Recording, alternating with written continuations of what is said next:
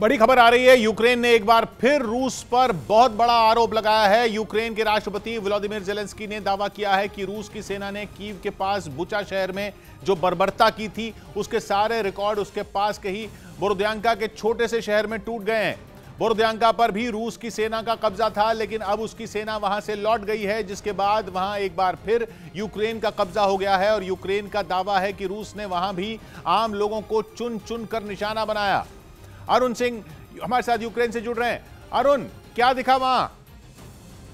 जी किशोर, बोरोदेंका से जिस तरह की खबरें आ रही हैं, इस बात की आशंका बढ़ गई है कि बूचा से ज्यादा लोगों की मौत बोरोदेंका में हुई है।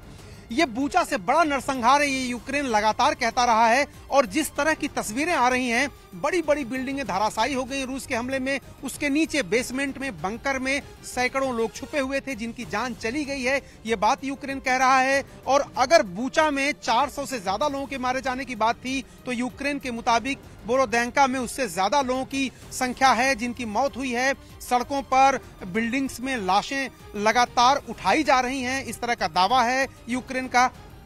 मतलब बुचा की आग अभी बुझी भी नहीं थी और यूक्रेन ने रूस के उससे भी ज्यादा बर्बरता बोरोद्यांका में ढाने का दावा कर दिया। अभी वहां रेस्क्यू ऑपरेशन शुरू ही हुआ है और वहां की महज 2 इमारतों के मलबे के नीचे से 26 शव बरामद किए गए हैं। इसलिए खुद यूक्रेन के राष्ट्रपति ने दावा किया कि रूस की सेना ने बोरोद्यांका में जानबूझकर रिहायशी इलाकों को निशाना बनाया, लोगों को उनके मकानों के मलबे में मरने के लिए छोड़ दिया।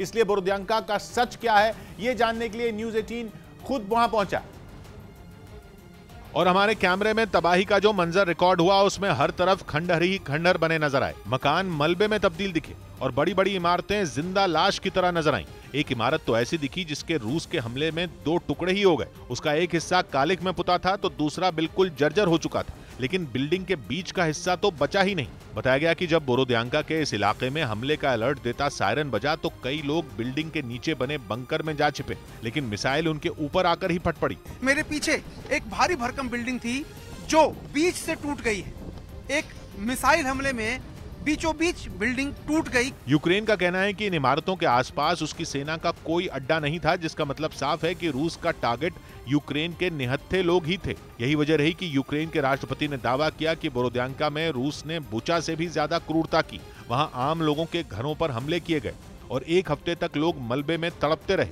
जिनके अब जिंदा होने की उम्मीद न के ही बराबर है।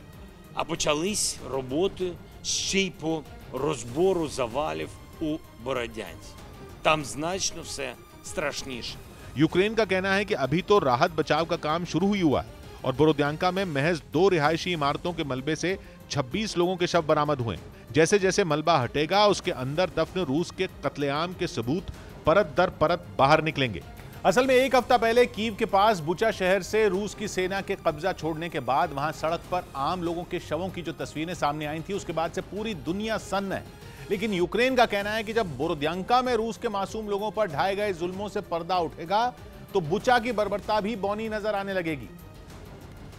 यही वजह रही कि यूक्रेन के communities and territories development minister Oleksiy Chernyshov ने न्यूज़ 18 से बातचीत में पुतिन को जमकर कोसा।